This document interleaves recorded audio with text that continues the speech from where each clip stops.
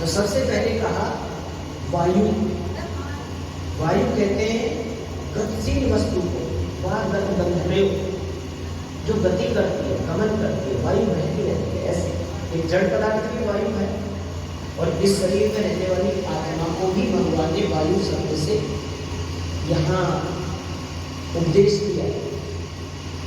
तो हे गतिशील आत्मा, प्रयत्नशील आत्मा, प्रयत्न माने जो कुछ पाने की इच्छा से गमन गति करती है वो आत्मा, इसको संबोधित करके कहा हे वायु, हे गतिशील आत्मा, अनिलम तू अभौतिक है। अभौतिक माने 5 भूतों के मिश्रण से तेरा निर्माण नहीं है। दुनिया में जितनी वस्तुएं हम देख रहे हैं उनमें 5 पदार्थ है, अग्नि, जल, वायु, पृथ्वी, आकाश। इनके मेल से ये दुनिया बनी है। इन 5 भूतों से बनी हुई वस्तु को भौतिक वस्तु कहते हैं, और इन 5 पदार्थों से जिसका निर्माण नहीं होता और उसकी सत्ता होती है उसको अभौतिक पदार्थ है। तो यहाँ भगवान ने हमको कहा है तुम अभौतिक हो, तुम 5 भूतों के मेल से बने हुए नहीं हो। और क्या हो? अमृतम, तुम अमृत हो। अमृत कहते हैं जिसकी मृत्यु नहीं हो, जिसका बनना और बिगड़ना नहीं होता, जिसका नाश नहीं होता, जिसका अस्तित्व हमेशा बना रहता है, उसको अमृत कहते हैं। यो मृता स अमृता। भगवान कह रहे हैं आत्मा तू कभी मरता नहीं है। अन्य जगह भी वेद में आता है न मरससी न मरससी माधे, अर्थात तू मरता नहीं है, मरता नहीं है, डर मत, भयभीत मत हो कि मैं मर जाऊंगा। ये जो मर जाऊंगा डर है ये अविद्या है, क्योंकि हम शरीर को ही सब कुछ मान के चल रहे हैं और शरीर तो नष्ट होगा। ये 5 भूतों से मिलके बना है, इसको नष्ट होगा तो हम समझेंगे हम तो नष्ट ही हो जाएंगे, हमारा अस्तित्व ही खत्म हो जाएगा। पर भगवान कह रहे तुम 5 भूतों से बने नहीं हो तो 5 भूतों में विलीन नहीं हो। भाई नियम यह है कि जो वस्तु जिसमें से बनती है वह वस्तु उसमें विलीन हो जाती है, और जो वस्तु जिसमें से बनती नहीं है तो उसमें विलीन भी नहीं होगी। भाई आप ये कोई भी पदार्थ ले लीजिए, जैसे ये फूल है और फूल 5 भूतों के मेल से बना है, एक दिन ये 5 भूतों में मिल जाएगा, इसका नाश हो जाएगा। लेकिन ये शरीर है, ये 5 भूतों से मिलकर बना है, तो एक दिन ये 5 भूतों में मिल जाएगा। पर मैं जो चेतन आत्मा हूँ, इसमें रह करके जो गति गमन कर रहा हूँ, वो इन 5 भूतों के मेल से नहीं बना, तो वो मिलेगा भी नहीं, उसकी मृत्यु भी नहीं होगी। ऐसा भगवान ने हमको आश्वासन दिया। ये आश्वासन, ये विद्या जिसके दिमाग में आ जाएगी वो मृत्यु के भय से छूट जाएगा, उसे कभी डर नहीं लगेगा मृत्यु से। इस प्रसंग को गीता के अंदर भी समझाया गया है। जिस समय अर्जुन को व्यामोह हुआ और वो गांडीव लेकर के रथ के पिछले हिस्से में बैठ गया, और जब कृष्ण जी ने मुड़कर के देखा तो कहा पार्थ क्या बात है, ऐसी स्थिति? तो उस समय अर्जुन ने कहा क्या कहूं केशव, मेरा सर चकरा रहा है, मैं जिनसे युद्ध लड़ने आया हूं वो मुझे अपने दिखाई दे रहे हैं, मैं उनको मारूंगा वो मुझे मारेंगे, हम एक दूसरे को मारेंगे, मैं ये युद्ध नहीं लड़ पाऊंगा, मैं ये युद्ध नहीं लड़ पाऊंगा, मेरा सिर चकरा रहा है केशव। तो उस समय कृष्ण जी ने क्या समझाया था? इसी मंत्र का रहस्य समझाया था कि पार्थ ना तो तुझे कोई मार सकता और ना तुम इनको मार सकता, क्योंकि आत्मा तो मरती ही नहीं है।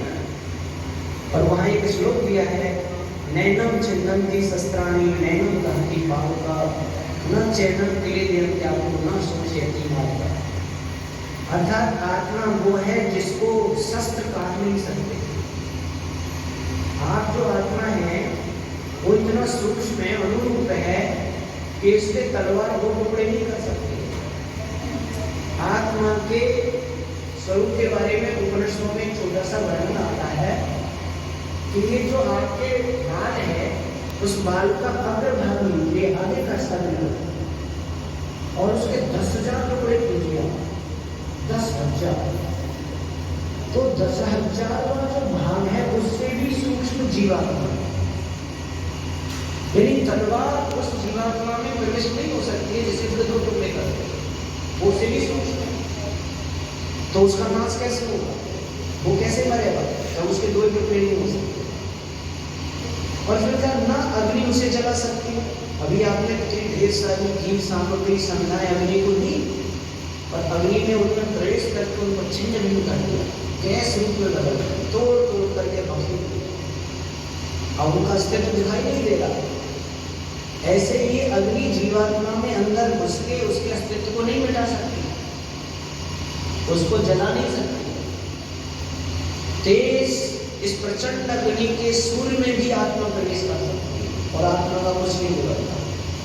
जो मुक्त आत्माएं होती हैं वो सूर्य में भी विचरण करती हैं, जबकि इतनी दूर से हमें जलाया गया है, थोड़ी सी नजदीक जाओगे तो बिल्कुल भस्मी हो जाओगे। परंतु जीवात्मा सूर्य में होकर के आत्मा जा सकती है, वो जलती नहीं। और कहते हैं जल उसको गीला नहीं कर सकता। जैसे रुई का एक नीचे बोला उसमें पानी डालोगे तो उसको वो ढीला कर देगी, या मिट्टी में पानी डालोगे तो मिट्टी के कणों को ढीला कर देगा, जल बखेर देगा। ऐसे जल का भी प्रवेश आत्मा में नहीं होता और वायु भी उसे सुखा नहीं सकती है। इतना अणु रूप में, सूक्ष्म रूप में नित्य शाश्वत अमृत आत्मा है। ये विद्या जिसको आ जाएगी समझ लीजिए वो निर्भय हो जाए, मृत्यु का भय उसके जीवन से खत्म हो जाए। ये समझ लेगा कि हम तो कभी मरते ही नहीं। देखो ये आश्वासन विद्या कितनी महत्वपूर्ण है, कितनी हमारी जानकारी है। जैसे कोई मरीज डॉक्टर वैद्य के पास जाता है और वैद्य नमस्कारी देख के घबराते क्यों, बहुत अभी एक गोली दूंगा, इंजेक्शन दूंगा, आपका रोग खत्म, आश्वस्त हो गई है समझो। इतनी बात सुनते ही डॉक्टर की आधा सा रोग खत्म हो जाएगा।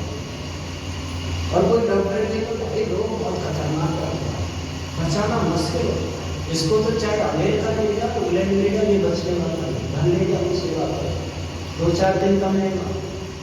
ऐसे अगर डॉक्टर कहते हैं उस मरीज के सामने तो वो 4 दिन जिएगा, वो आज ही खत्म हो जाए। भगवान ने तुमको आश्वासन दिया, तुम मरते नहीं कभी, निश्चित हो जाओ, डरते क्यों, तुम तो नित्य हो, शाश्वत हो, अमृत हो। तो यही कहानी योगी आज कृष्ण अर्जुन को समझाई थी और इतना सुनकर ये खड़ा हो गए। पर अर्जुन ने एक बात और पूछी थी वहां पे, फिर केशव ये मारामारी होगी और ये मृत्यु हम देख रहे हैं, ये क्या है। तो इसी वेद मंत्र के आगे कहा है अथ इदम भस्मांतम शरीरम, ये शरीर ही मुट्ठी भस्म होता है। ये शरीर 5 भूतों से बना है तो 5 भूतों में विलीन हो जाएगा। आत्मा नहीं, आत्मा नहीं मरती, शरीर ही मरता है। और वह एक उदाहरण दिया है उन्होंने, वासांसि जीर्णानि यथा विहाय नवानि गृह्णानि नरोपराणि तथा शरीराणि विहाय जीर्णानि अन्यानि संयाति नवानि देहि। योगीराज कृष्ण अर्जुन को समझाते हुए कहते हैं वासांसि जीर्णानि यथा विहाय, जैसे ये मनुष्य अपने शरीर पर पहने हुए पुराने जीर्ण शीर्ण वस्त्रों को विहाय त्याग देता है, छोड़ देता है, उतार के फेंक देता है। और नवानी गहनानी नरोपराणी, और उसके स्थान पर नवीन उत्तम वस्त्र पुनः पहन लेता है, धारण कर लेता है। तथा शरीराणि विहाय जीर्ण, वैसे ही इसमें रहने वाला देही जो आत्मा है वो इस शरीर रूपी पुराने जीर्ण शीर्ण वस्त्र को उतार देता है और इस शरीर रूपी वस्त्र के स्थान पर नया शरीर, नया नवीन शरीर रूपी दूसरा वस्त्र अपने ऊपर धारण कर लेता है। बस यही मृत्यु है। यानी कि जिस समय परमात्मा आत्मा और शरीर को अलग अलग कर देता है, ये शरीर अलग और आत्मा अलग, इसको कहते हैं मृत्यु। और जिस समय आत्मा और शरीर को भगवान जोड़ देता है, इसको कहते हैं जन्म। शरीर को वस्त्र की तरह देखा करो, शरीर को गाड़ी की तरह देखा करो। जैसे आपके पास पुरानी गाड़ी है, आप पुरानी गाड़ी को कहते हो अब इसको देखो नई गाड़ी लाए, तो पुरानी गाड़ी बेच देते हो और नई गाड़ी ले आते हो, खरीद लेते हो। तो पुरानी गाड़ी को बेचने में कोई दुख होता है, और नई गाड़ी मिलने में कितने खुश हो जाते हो।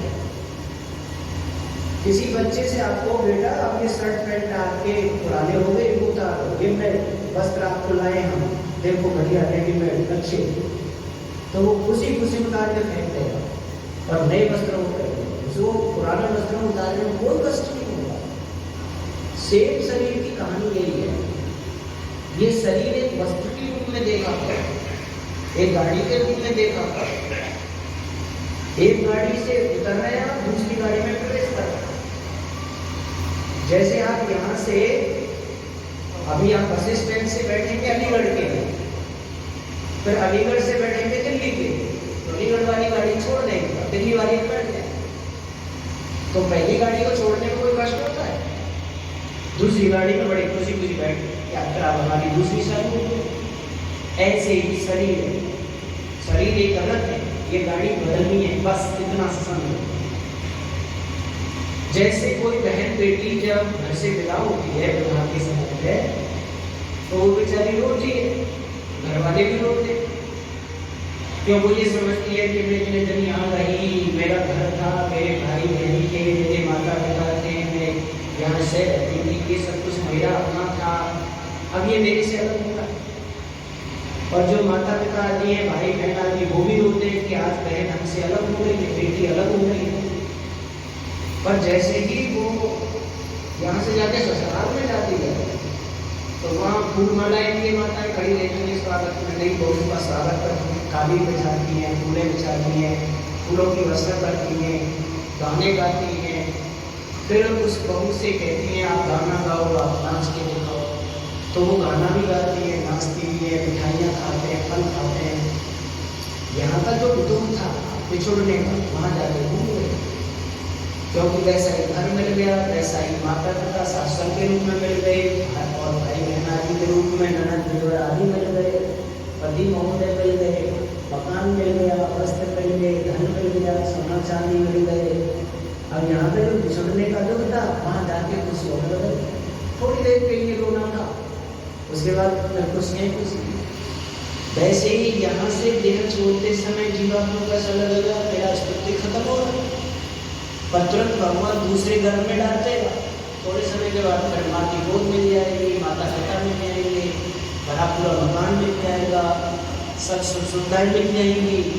तो यहाँ का बिछोड़ने का दुख उस योनि में जाके खत्म हो जाएगा।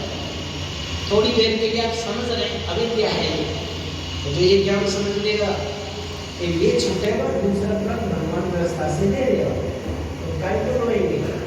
ऐसा तो गरीब मिलना ही है, मिला हुआ समझो। इसीलिए हमें इस रहस्य को समझना चाहिए जो भगवान कह रहे हैं कि मैं केवल शरीर नहीं, मैं चेतन आत्मा हूँ। शरीर मेरी एक गाड़ी है, रथ है, जिसमें बैठ के मुझे यात्रा करनी है। पुराना मकान हो जाएगा, इसे छोड़ दूंगा, अभी मकान में प्रवेश कर जाऊंगा। ऐसे हमें समझ करके चलेंगे तो एक बहुत बड़ा भय, दुख, कष्ट हमारे जीवन से खत्म हो जाए। अब फिर भक्त ने कहा भगवान फिर मुझे इस शरीर आपने दिया क्यों है? इतना उत्तम शरीर बना के दिया है, इसका उद्देश्य क्या है, वो कैसे पूरा करूँगा? तो अगले चरण कहते हैं ओम कर्तु स्मरण। यहाँ कर्तु शब्द कहा है जीवात्मा। कर्तु माने कर्मशील, गतिशील, प्रयत्नशील। हम रहते इसमें गति करते हैं, हाथ से, पैर से, वाणी से, आंखों से, मस्तिष्क से सोचते हैं, सबसे हम गति करते हैं, क्रिया करते हैं। तो भगवान ने कब क्या करना है? ओम स्मरण। तू ओम को प्राप्त करने के लिए पैदा किया है, यानी मुझे मेरे से मिलने के लिए तू पैदा हुआ है। इस मनुष्य जीवन का सबसे परम लक्ष्य है ईश्वर की प्राप्ति। आप आश्चर्य करोगे क्योंकि हम शास्त्र आदि पढ़ते नहीं हैं, एक संस्कार विधि पढ़ी मैंने। संस्कार विधि में जब बच्चा पैदा होता है, पैदा होने पर उसके लाल छेदन किया जाता है, फिर मुलायम वस्त्र से उसके शरीर को पोंछा जाता है जो गंदगी लगी हुई है, फिर उसको नहलाया जाता है गुनगुने पानी से और नवीन वस्त्र पहनाए जाते हैं। तुरंत पिता की गोद में दिया जाता है बच्चा, ऐसा ऋषि निकल जाता है। इस क्रिया में कितना समय लगता होगा? 20 मिनट, 25 मिनट, 8 घंटे मान लो, 8 घंटे लग जाते होंगे सफाई सुकून में।